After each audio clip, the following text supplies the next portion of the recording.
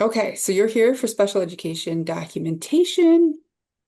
I'd like to start with the Wayne Risa land acknowledgement. So can consider, I encourage you to consider what this commitment and learning look like for you in your personal professional circles as you listen to this.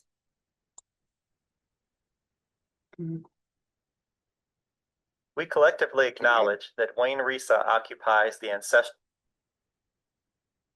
Oh, of course. I pressed. Oh, where'd my sound go?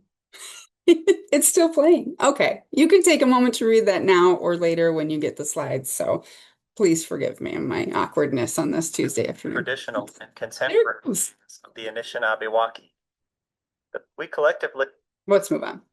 Another commitment we have here at Wayne Risa is our commitment to accessibility. So our friends and the WAT team came up with this or brought this to my attention, the POUR acronym, that we use these ideas when we're creating content and material for our users. So I'm still working. I still have things to improve on. So if you're using a screen reader later, hopefully this makes this document more accessible for you. But also another thing for you to consider when you are making materials for your classroom or school. Okay, we will be recording and we will send out a copy of the slides. I may not cover all of the things, special ed documentation, but hopefully you get enough out of today that helps you feel in a good spot for creating documentation to keep you compliant. Speaking of compliance, this doesn't guarantee compliance. These are just your good ideas and your tips to get you there. These are ideas that I've encountered through my experiences with state complaints or monitoring or feedback from other consultants and IEP reviews and IEPs and directors that I've worked with. So most importantly, it's important that you follow whatever your district policy is and the procedures that your director has set forth for you. So if something doesn't quite match, that's okay. Follow what your district says. And if you're curious about that, then ask curious questions of your supervisors or directors about why you do it that way. I'm going to make a shameless plug that we talk about this and other things in upcoming PD called The Role of the Special Ed Provider. We do it twice this school year. I think one's in October and then later in the spring, winter, spring time. So if you're able to get out of the classroom, it is a 2-day offering. One day is 1 week, and then the following is the next week so that you're not gone 2 days in a row. Okay, who am I? I am Angie Doker, currently special ed consultant here at Wayne Risa in the General Supervision Accountability Department. Our small team is responsible for state complaint investigations with MDE. We do monitoring. I'm also supporting the resource program guidance here and co-teaching support. So those are things you could reach out to me or expect to see me if you're having any PD. Previously, I was in a Wayne County local public school district as a elementary resource provider and teacher consultant. So between these two roles, I've had a lot of time looking over documentation and IEPs. All right, so let's check in with each other. Oh, somebody's having a hard time hearing me. I don't know if I can make my mic any louder, but I will get closer. You're pretty good, Angie. I just put some Okay, suggestions in here. It could be they just need to increase I put some okay. instructions for them to increase the volume through the Zoom settings. Thanks, Matt. I appreciate that. Okay, so on this scale of cat, how are you feeling today? What's your vibe? Pop it into, thank you, Sue Hare. Pop it into the chat. What number cat are you feeling right now? Because I want to say thank you for being here because you're either in your first week of PD or your first week of students, possibly. So you coming here shows a commitment to your role, but how are you feeling? 4,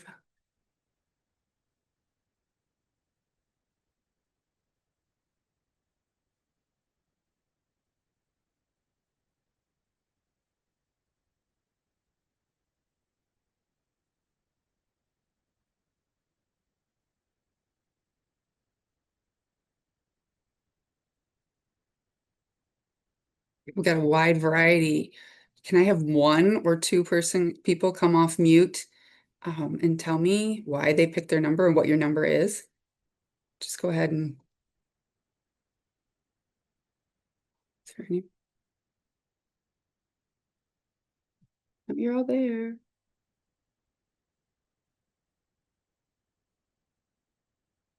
Well, I'm feeling a number 7 because I'm excited that we're here together.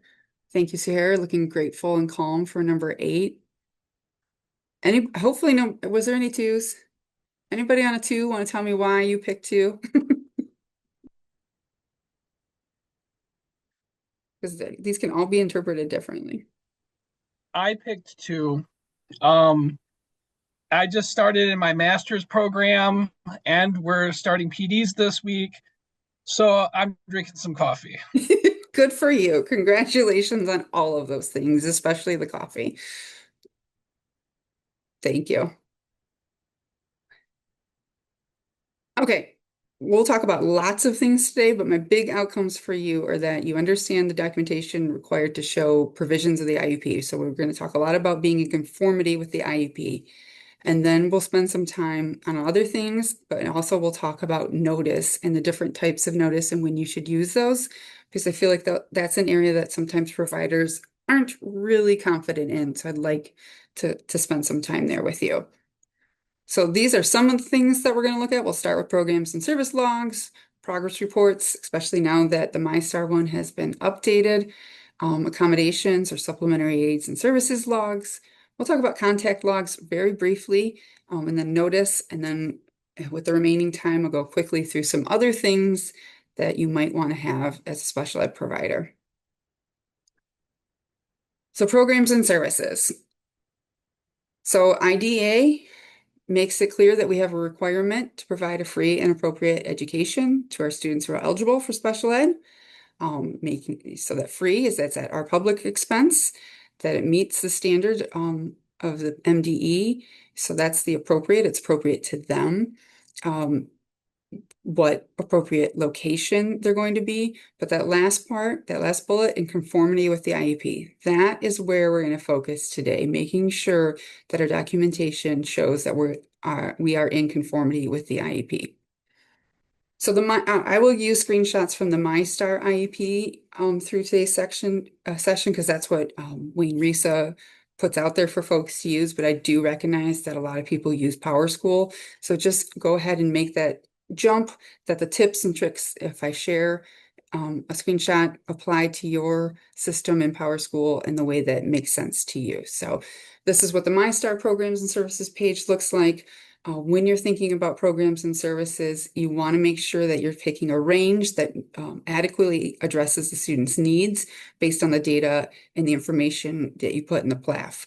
And the services here are not contingent on staff availability. So you want to make sure that what you're putting in here is what the student needs, because this is where we have to check our logs later. We go back here.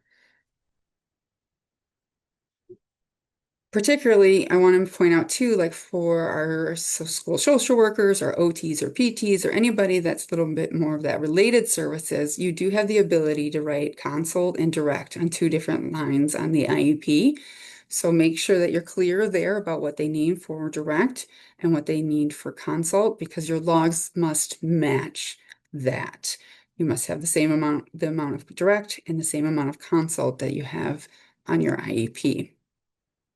So for instance, this is a fake student IEP. Here's what the program page might look like. The student has resource program for 2 to 3 hours a week. Could go back to the PLAF and see some indication about why they have 2 to 3 hours, or their goals might help me figure that out too.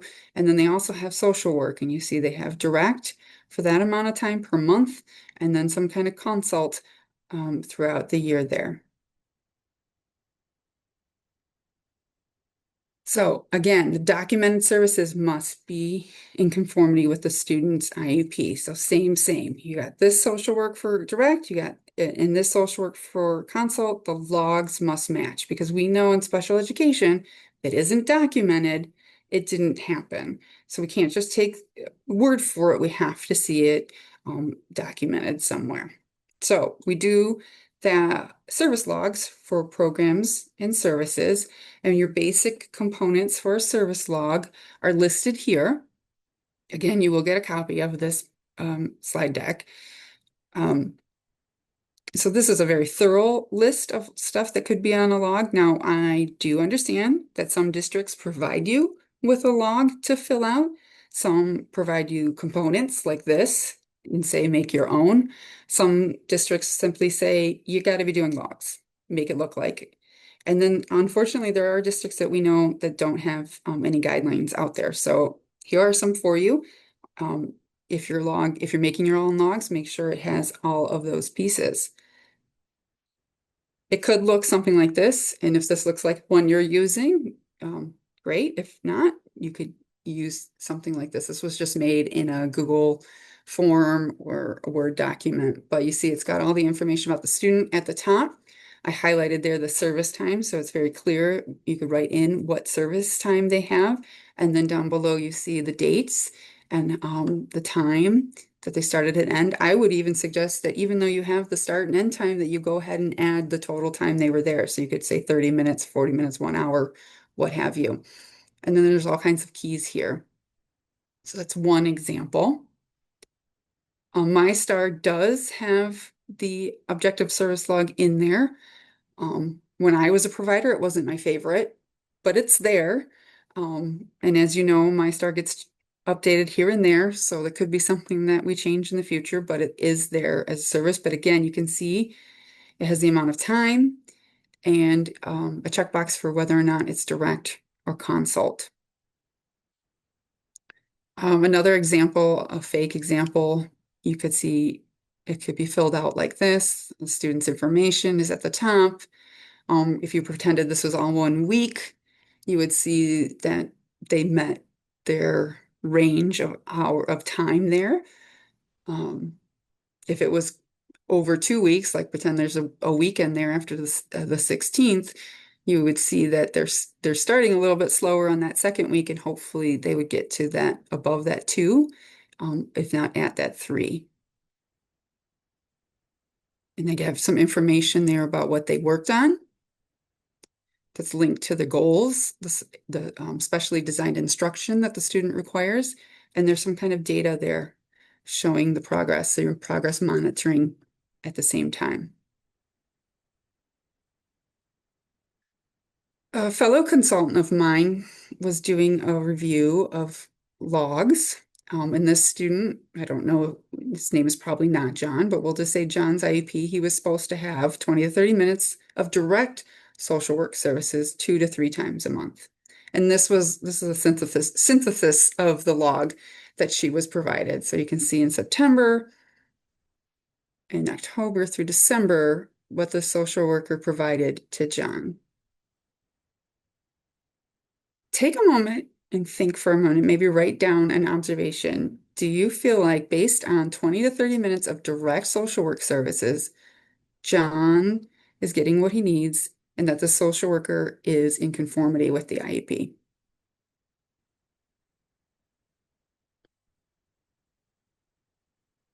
And if I could ask someone to write in the chat or come off mute and share your thoughts about this log and if it's in conformity with the IEP.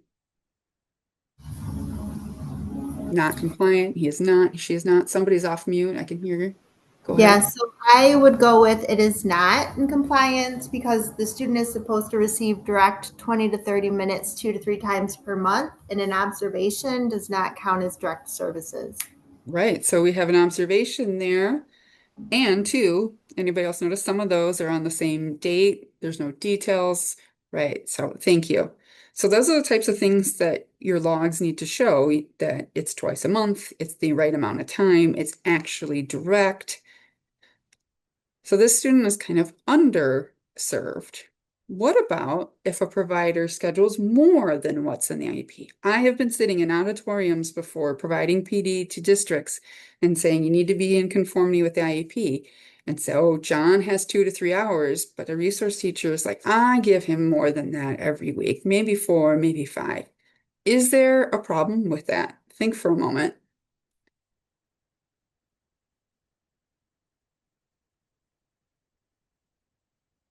Okay. Who wants to come off mute or write in the chat? Oh, I see somebody already going for it. Oh, what else?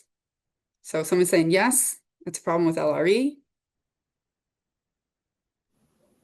Well, if a teacher is servicing a student more hours, then isn't the IEP that's not in compliance either? And Right. if they think the student needs more hours, then they need to address that in the IEP, either through an amendment or by holding an IEP again. Exactly. So if the student consistently needs 4 hours or more, then you need to go back to the IEP and make an amendment. So like you said, it's a problem with LRE, it's a denial of FAPE. So um, the short answer is yes. There's a definite issue with this. A lot of people feel like, well, I'm just being nice, I'm giving him more. No, you and the team determined that he needs 2 to 3 hours. That's what's on the IEP. You need to stay in that range, no less, no more. Otherwise, you are messing up the student's LRE. And you know, the state of Michigan is having a big push for least restrictive environment right now. So we want to get as many students in the gen ed and the gen ed assessments. So they're really looking closely at that with their LRE capacity building visits. And Wayne Risa already invited MDE in, so that's done. And we got some information back, and a lot of it was about this, like making sure that this matches and you're really identifying what the student needs and staying there. Angie, can I ask a question? Yes, go ahead. It's Andrea. Hi. Hey. When you talk about the hours, we have always had kind of the debate around here about like we understand the range, like not seeing a more like really locking in on that range. Is there like Yeah. a good rule of thumb, like the maximum to the minimum? Like if we subtract, and I know that it's obviously kid dependent and what that Yes. student needs, but there's always some debate about that here and And what yes, that looks and I like. don't think you'll ever get a good answer, and there's no, guidance document out there, but it needs to be team driven. And that's why I think it's important to start thinking about writing that kind of stuff in the PLAF and saying, the student needs this much time because he's going to have this much time for reading, this much time for math. So really thinking about those areas that the student needs and how many they do and what kind of instruction they need to work on those skills that we identified in those goals. So the roundabout answer is no, I can't give you guidance because it doesn't exist. And yes, it really is kid dependent, but I think as someone in leadership, just kind of giving guidance that the IEP team needs to focus on the students' needs that are in the PLAF and fleshing those out and having a real clear case of why they need that much time. Well, I think we had said like my has kind of been like, I don't want this range to be 6 hours because if you are really saying a kid needs 1 hour or they need 7 hours, that's a huge difference. Right. So really being And is unfortunately, I know a lot of people couldn't get into my session last week about IEP development. We talked about that too, that MDE really picked up on those wide ranges of like 1 to 6 hours. Like, does the kid need one or do they need six? You really got to look at what skills and specially designed instruction they require and making sure that you're programming appropriately for them. If someone has their hand up, if they want to come off mute, go ahead. My apologies for the delay. I'm driving. Happy Please be Tuesday. safe. No, I pulled over. Happy Tuesday, everybody. Going back to the social worker, I noticed the student was absent. So let's say a student is absent several times a Yeah, week, that's uh, okay. a lot every month. Mhm. What is our responsibility in terms of makeup time so that we don't fall into compensatory time? I How would say does document your attempts to make up. So if the social worker went back the next day and John was still absent, writing that down the next week and still absent. But if the kid is absent, they're not available to you. What the problem is if you're going to say John didn't get his hours because the social worker's only in building Monday and Tuesday, and John's always absent Monday and Tuesday. Well, that's not John's problem that the social worker's not there on the rest of the week. That's an adult problem that we can fix. So then you got to go back to thinking about scheduling differently or providing a different person. So if it's John's always gone and you're trying different days and showing and documenting, then you would be okay. I've seen that be okay in a complaint. You're welcome. Okay. I know I got a lot to get through, so I'm gonna keep going. Progress reports. So we know based on this little sentence in our IEP that kids are supposed to get their progress reports when everybody gets their report cards. So that's what it says concurrent. So making sure that the progress reporting is, excuse me, that you explain it to parents that that's when they will get it. Now, if you're in a district that only does it 2 times a year, then maybe as an IEP team, you might want to consider writing a schedule that they're going to get the progress reports more often. Just if you do that, you write that in the IEP, you need to remember that you did that so that you stay compliant with that and provide them accordingly. However, we have to take a sidestep here and talk about goals. I talked a little bit about it last week, and we talked a lot about it in that other PD. But because we have to set ourselves up for success for progress reporting, so we need to talk about goals. So here's the formula that you've seen or you've heard about from the Michigan Administrative Rules for Special Education. They require annual goals to be objective and objectives to be measurable. And measurability is the current level. Currently, Angie is at this level of functioning. What is the skill when she's multiplying multiple digit numbers, and she's currently at 30%, and our outcome is that she's going to get to 80% or something, and we're going to measure that by a certain way. So you're going to indicate what your method of measurement is. So you want to make sure that that is clear and you have all of those things, and then you're using assessments that are helpful for progress monitoring, and that you're using skills that actually require specially designed instruction. So sometimes we get stuck in this activity mode when writing goals. So you want to stay in the green, you want to stay in the skills area so that they require that ongoing specially designed instruction. The student has to learn and do something with that instruction, and hopefully it transfers across settings.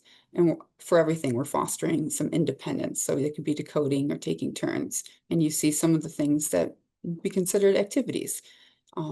So just a quick note about that.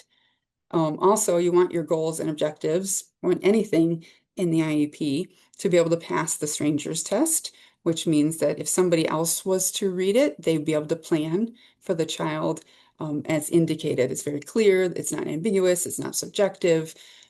It's clear and objective to what the student needs and what you're going to implement for that student. When thinking about goals and objectives, the dead man's test comes into play, particularly with behavior goals. So you write a goal and you think, could a dead man do this? And that's important. Like if you think about, Angie swears at her friends when she gets mad at them. We don't want her to swear anymore. So the first thing is you think of is Angie will not swear at her friends when she's mad. Okay, well, can a dead man do that? Yeah, because he can't talk. So you got to flip it and say, how about Angie will speak to peers without swearing when upset? In a very general, don't use those words exactly, going off the cuff, but you can see where you want to make them more active so that they have to be doing something. All right, so the MyStar has changed in the last like 2 weeks, right? Welcome back to school. Here it is. So in the type spot where you type it in, you still want to write all the good things that are required for a goal and objective, the baseline, the target skill, the outcome, and how you're going to measure it. But what they've added is that you're pulling out the data pieces and showing exactly what the baseline is and exactly what the outcome or the target is, so that it's very clear. This is going to help keep your IEP super compliant. So if you're in a complaint or monitoring, it's absolutely there, but you can see where it's going to push some people to make sure they're using really good information, because you want to make sure your baseline and your outcome are apples to apples, and you're not saying Angie can do this, but we're going to measure her on this other thing, and now we don't have a good starting point to our outcome. So making sure that that is appropriate. And also a good point here is that progress schedule is not reporting progress time. Like that's not your report card time. Progress schedule is when are the special ed providers going to take a dipstick on data and progress monitor how the student is doing on these goals and objectives. The report cards go out 4 times a year, progress reports will go out 4 times a year, but maybe I need to check in on Angie weekly to see how she's doing to make sure she's making progress appropriately. So that's the difference there. Progress schedule is when are we taking that progress monitoring data. So it looks like this when it's printed, so it's not too much different. And if you've been around a long time, I think it looked like that a long time ago on paper and pencil. But again, so Angie starts at 0%, which is okay. If you have the data that says they can't do it, that's fine. But that's a goal you want. Where do we want to get them? And then how often are we checking in on that skill? So that sets you up. Now you've got your baseline, you know where they started and you know where they're going. Now we can talk about progress reports. Progress reports go concurrent with the report card. It's formal written documentation that is sent to the parents. It needs to be you need to have it be accessible to parents. A lot of times I see districts now saying, hey, it's on MyStar, go get it. Make sure you're sending information to the parents about how to access that and documenting that communication, or going ahead and printing them and sending them home to make sure they got it. But again, this is always supported by data. So you want to make sure that you're including that information. It's not just Angie's a nice kid, she's doing great, thanks. We want to have succinct data there. So now the progress report looks like this. You have the goal, you have your baseline and your target and everything from how you set it up. But at the bottom there, you see baseline, target, and then boxes for the progress reporting based on when your report cards come out. So there's more than enough there because you might say, you know, they get report cards 3 times a year, but we're going to do a progress report 4 times a year. And you're just going to put information in that box. Okay, so if it's percentage, put percentage. If it's 3 out of 4 tries, put 3 out of 4 tries. You can write what you need there, but it needs to be data. Okay. We don't have time to watch this, but I will send it to you. You should have received this in email, but it's a video that shows all about the new progress report and goals for you. So I'm going to click and you're going to see Brandon pop in, but we're just going to wave and let him. Good morning. He's great at his videos. So even if you watched it or you don't want to watch it, you should, because he's very good at what he does. All right, comments. When you're writing comments, I hinted that you don't want to just say Angie's great, I enjoyed working with her, have a great summer, or whatnot. You need to add details to explain what it means in the terms of the functioning towards the progress of the goal and the objectives. So, example, Malik can write 3-sentence paragraph with a topic sentence and two detail sentences. He's working on adding that third and concluding a sentence to his paragraph to achieve his goal by next October. So his goal is probably to write a 5-paragraph or 5-sentence paragraph with intro, concluding, and detail sentences. But writing something that tells the parent how the student is functioning now, what they continue to work on, and what they need to do to meet that goal with data supported in the progress report is much better documentation of the student's progress.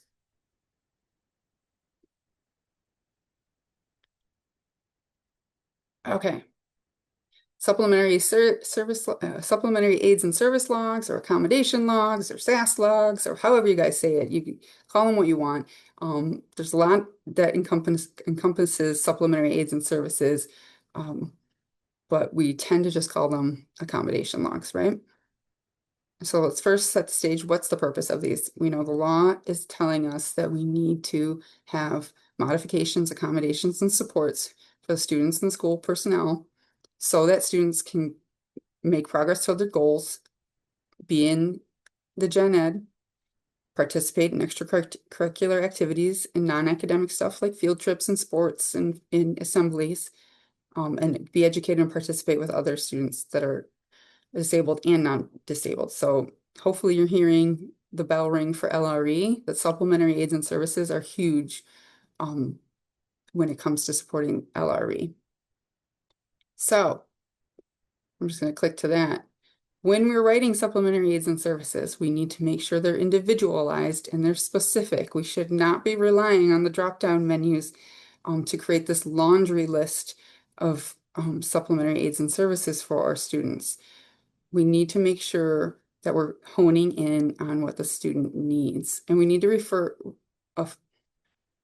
avoid things like they will benefit this, because all students will benefit from something, but what does that student need based on the data presented in the PLAF listed out in the impact and resulting needs sections. So again, individualized, we talked about we need to get that frequency, that location, and duration. This is another spot of the IEP that must pass the strangers test, so that it must be super clear. So a fun thing to do is have somebody who's not an educator read it and make sure they would understand how to track and observe this thing that you're saying this student needs. And because if they know how to implement it, then you've written it very clear. Okay, but we know that there's a lot that sometimes lack clarity, and there's probably, you could all list the top 5, maybe top 10 things that get put in the accommodation grid for students, just because people are busy and they don't think deeply about the student. So maybe, I'm sorry, we'll get to that in a second, but accommodations are the what. What do they need? When or how does this thing need to be implemented, and where? Is it gen ed? Is it special ed? Is it lunch? Is it recess? Is it field trips? Is it after school activities? You need to be specific, because again, they're going to be tracked. You want to avoid the as needed and throughout the day language, because those are not specific enough. It's very vague. You also want to avoid putting it like on the request of the student, because we're not supposed to put the onus on the student. We need to create the conditions that we know when these supplementary aids and services are needed. We need to think about, what's the purpose of this? This is, what about the student's disability is this addressing? And that stuff can be outlined in the PLAF. So here are 4 that I'm sure you've seen on an IEP before, but these lack that specificity that we need. Okay, you can see there's lots of the, oops, don't do that, don't do this. Okay, know throughout the day, know what students request. These could be rewritten. Work reduction by up to 50% on assignments over 20 questions in math, gen ed math, okay? Important to note that there's a legal case out there about a student who graduated with unable to read. And the accommodations were great, and it masked their ability to read. It helped them so much, which is great, right? But if you're in the secondary world, you still need to continue to provide specially designed instruction and teach the student the skills that they need. So just a little side note there that I want to show. Okay, so you're logging this stuff. Again, in special ed, if it's not documented, it didn't happen. We need to make sure that if on that location where, or the setting for these accommodations, if it's gen ed and special ed, that everybody in those settings has a log and they're keeping track of those accommodations. So if it's special ed and general ed, both people have a log. Logs could have these basic components. And again, your district might have different ideas for this or provide you one, but here are some that if you're making your own.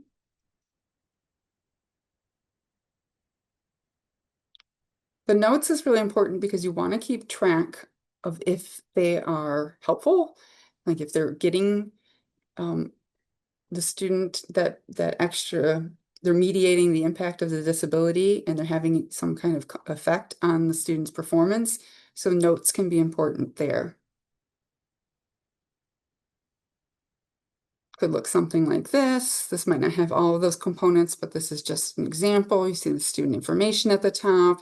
There's a code there that we've offered that to the student and they've accepted, or we've offered and declined, because that's important information, because then you can get curious and say, why do they keep declining this? Are they embarrassed? They don't need it. It's not helpful. And having some student voice in there is important. And then the I, it's incorporated in class. Important information to know, but if the student needs it, even if the teacher's a rock star, the student still needs it. So we want to make sure that we're outlining that in the IEP and tracking that. So even though there should be a lot of UDL and universal accommodations, if the student absolutely needs that piece, then you need to write it in there for them. And then here you can just see at the bottom that it's tracked and whatnot if it was used. So you could add more notes in there about how it helped. This form is really small. I apologize if you're having a hard time reading, but you will get a copy. This is another way to track accommodations. They're listed out by number. So in that second column, the staff lists the number, which accommodation they're speaking to, the time frame, and some results there, if it was helpful or not, and then the initial of the person filling it out. In my recent work, I feel like I would really want to make sure each one of these people have their own log, and that we're very clear on which accommodations on each day. All right, maybe you're thinking about this elephant in the room right now. It's hard for me to get my gen ed teachers to complete the logs. You don't want to go fear-mongering your teachers, but there is an old lawsuit out there where a teacher was sued for refusing to provide the students with the appropriate modifications. And that person was held accountable because they couldn't provide documentation, and that person had to pay out of their own pocket because they were named in the lawsuit. So just reminding your classroom teachers or your special teachers or whoever that it's in special ed and everything comes out of litigation, and that if it's not documented, it didn't happen. So it's a way to protect themselves and to ensure that the student is getting what they need.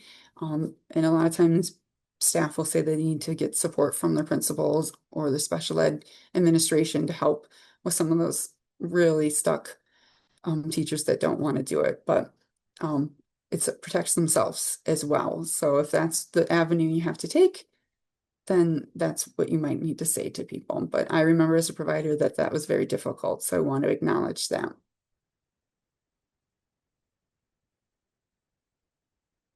And then just real quickly, contact logs. Nothing, in law to say you have to have one, but it's good practice. And if you weren't told to do one as a baby teacher, I'm telling you now, have one.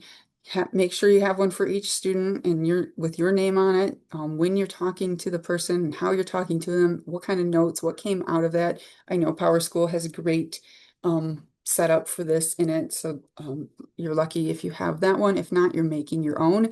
And this helps tell the story of all of those things that we do in between IEP meetings and some of that other formal documentation. So these are just some examples that people have shared over the years, an Excel document, a printed sheet that people handwrite in, but you see just those dates, time, who's doing the contacting, how you did it.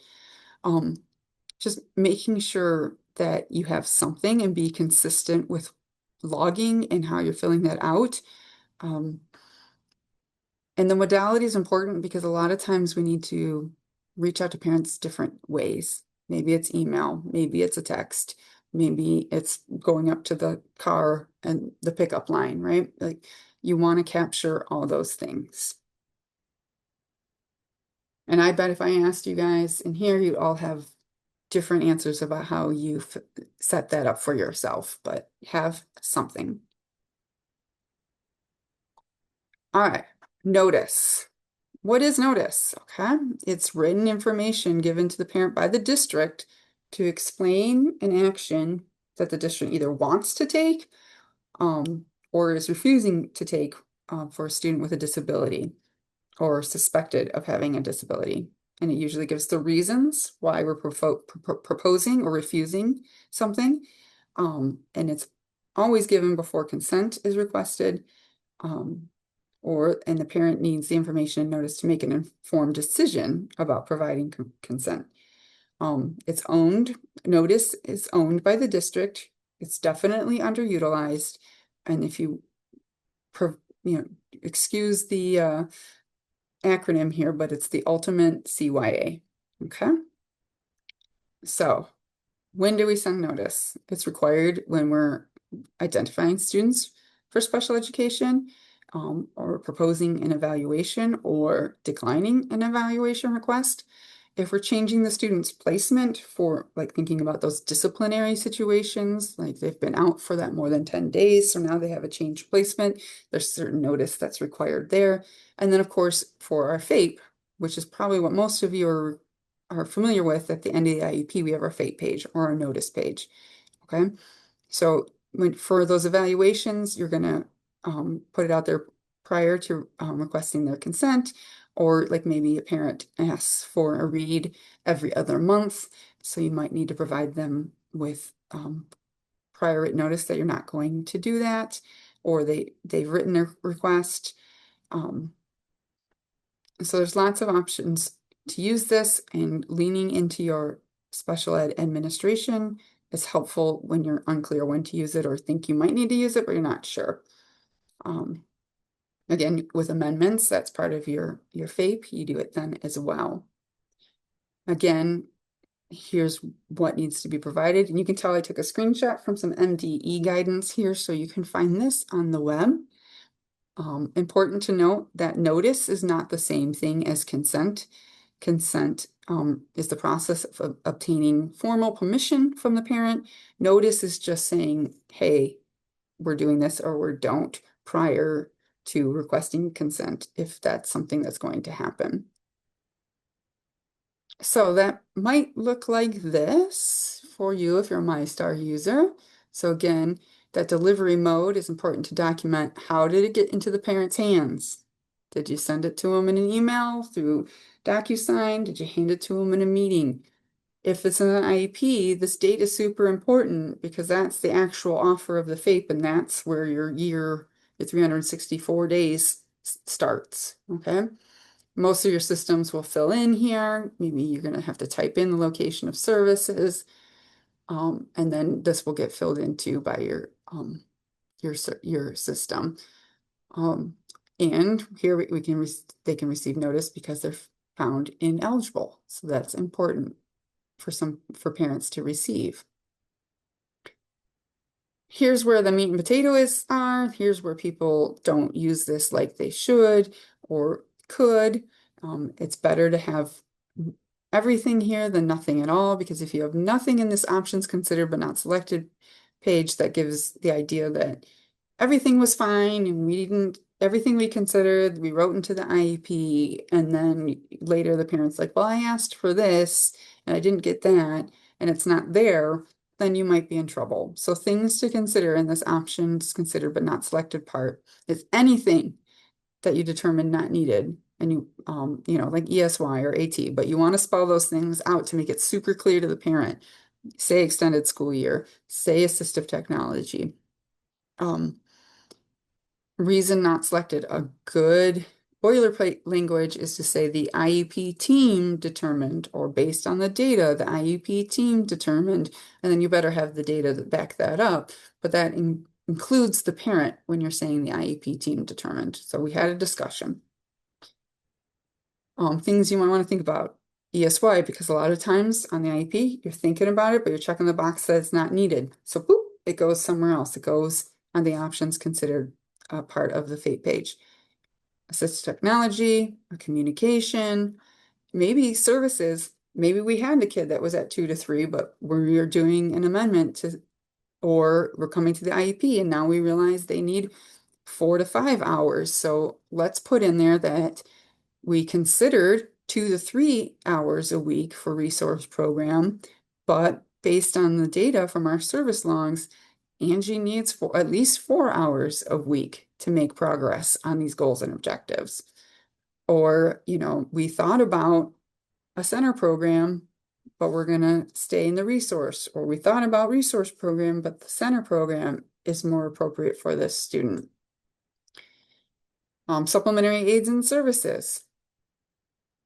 If you're really getting deep into what they need, then you know what they don't need. Like, oh, they don't really need that extended time anymore because they just sit there and take the last 5 minutes anyway, and they get the same grade.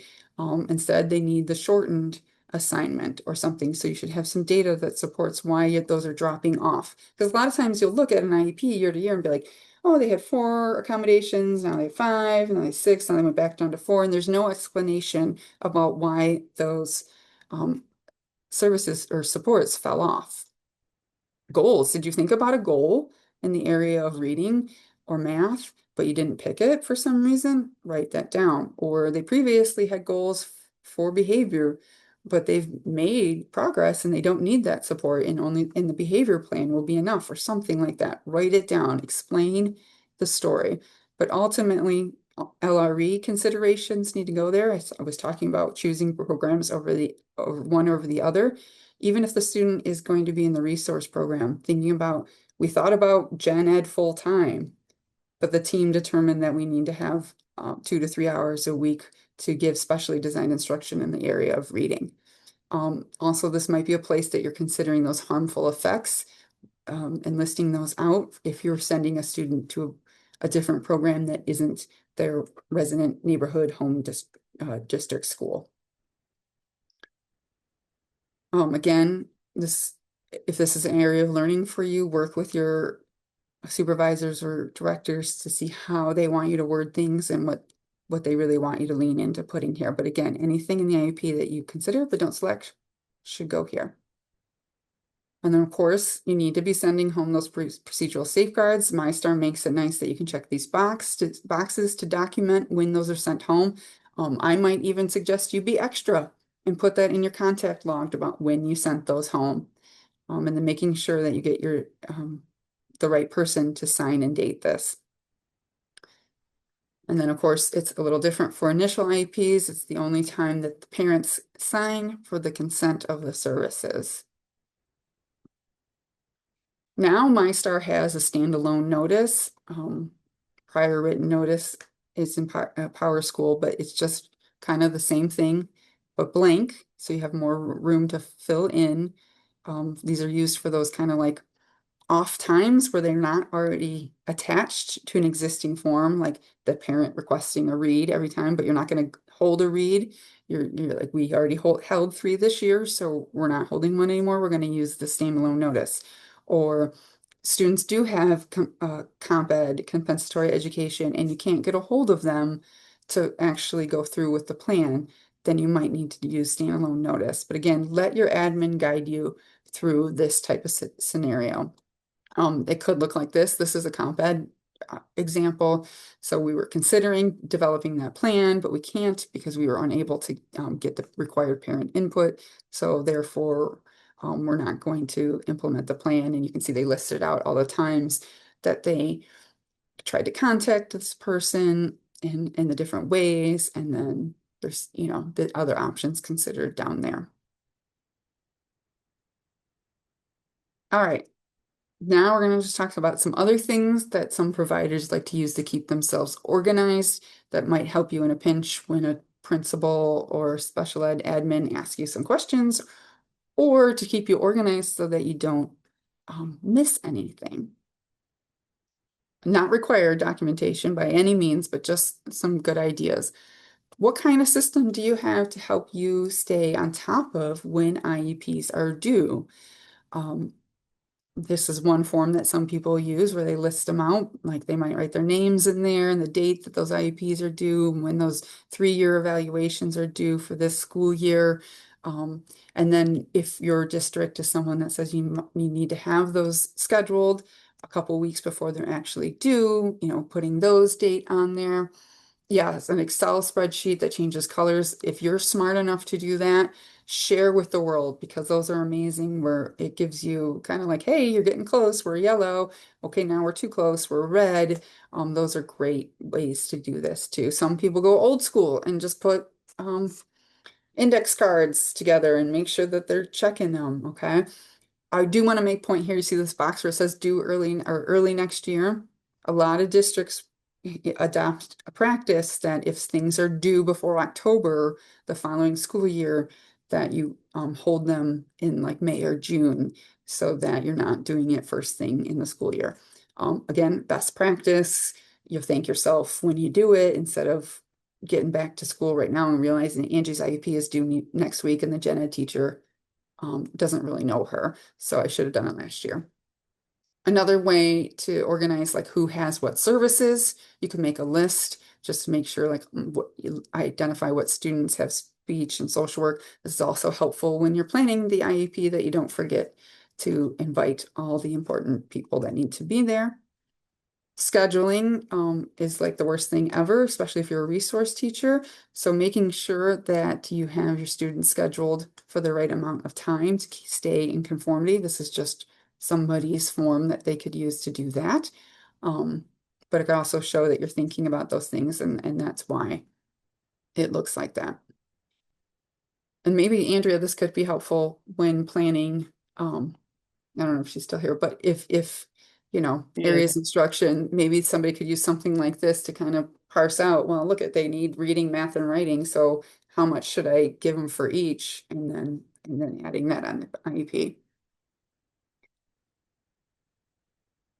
For tracking your data for goals and objectives, some people use something like this, like if they're doing a weekly thing, making sure in January they're taking and just writing down real quickly what the data is for each one and each goal and each objective, and just keeping that for each goal for that student. Again, not a requirement, but just an option for you.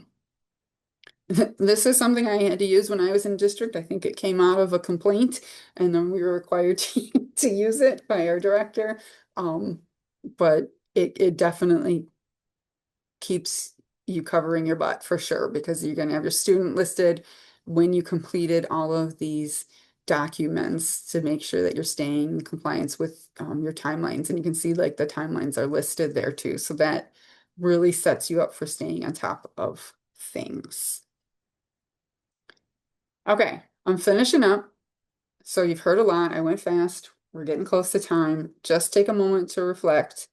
What's one thing you might stop doing based on the information you learned today? One thing you might continue to doing because you were affirmed that you were doing something good. And then some new learning, something that you're going to start. Just take a moment to reflect on that.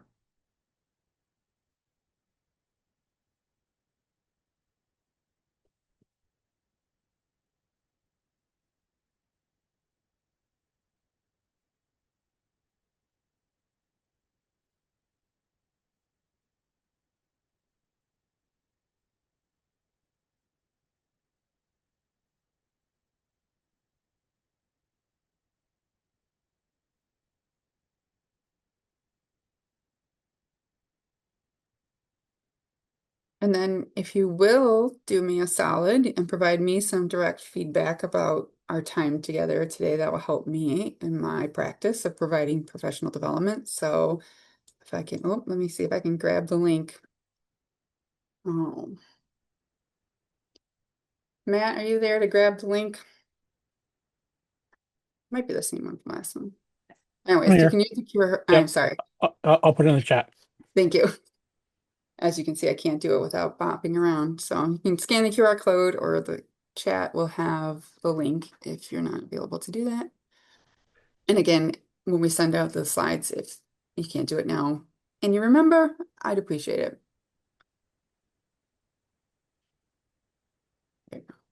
Thank you.